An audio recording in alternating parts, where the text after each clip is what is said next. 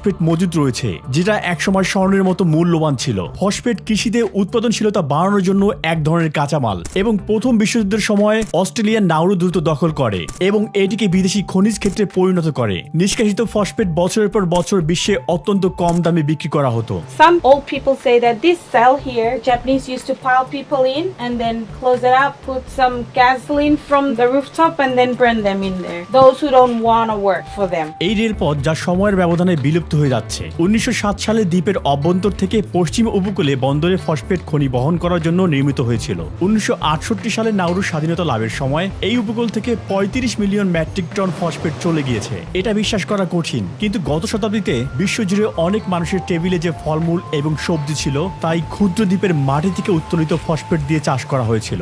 স্বাধীনতা লাভের পর নাউরু উল্লেখযোগ্য সম্পদ অর্জন করে এবং এখানকার অনেক বাসিন্দারা যাদের জমিতে ফসফেট পাওয়া যায় তারা চাকরি ছেড়ে দেয় এবং